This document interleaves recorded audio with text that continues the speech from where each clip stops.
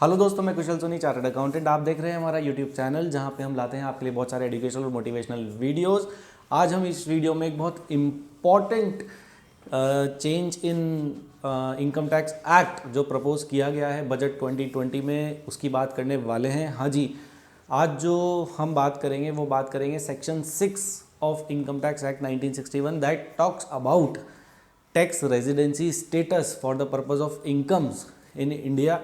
हाँ जी, बजट 2020 में सेक्शन 6 के साथ सुटेबल अमेंडमेंट्स प्रपोज किए गए हैं।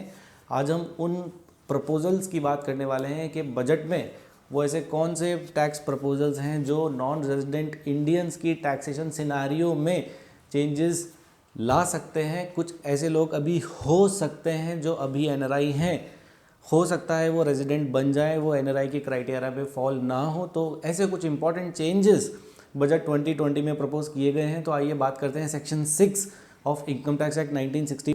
अमेंडमेंट प्रपोज किया गया है बजट 2020 में जो टैक्स रेजिडेंसी स्टेटस की ही बात करता है section 6 of income tax act 1961 में।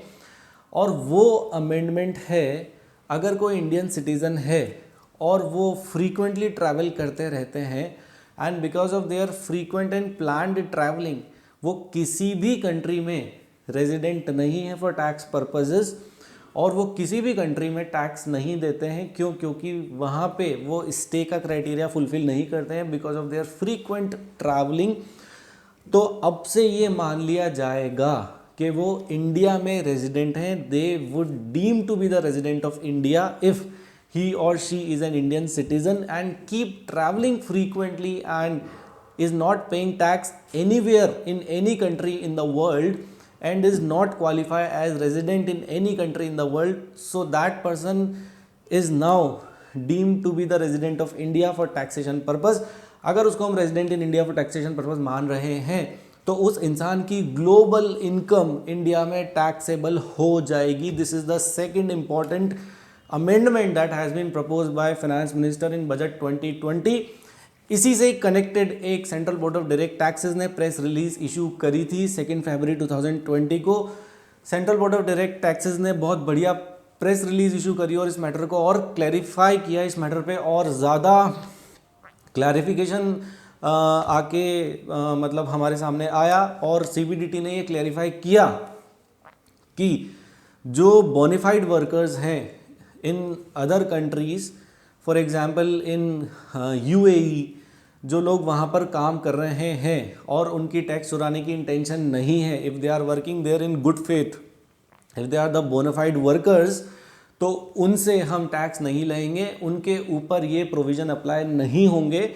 सीबीडीटी ने प्रेस रिलीज में ये भी क्लैरिफाई किया कि अगर कोई इंडिविजुअल इस प्रोविज़न से हिट होता है तो उसकी बिजनेस प्रोफेशन की इनकम इंडिया से अराइज होनी चाहिए।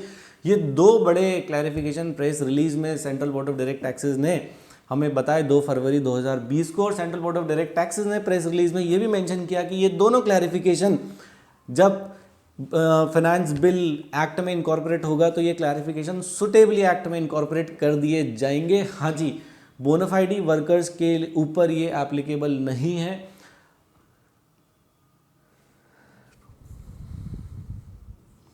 एक और छोटी सी अमेंडमेंट आई है in section 6 itself that talks about not ordinarily resident.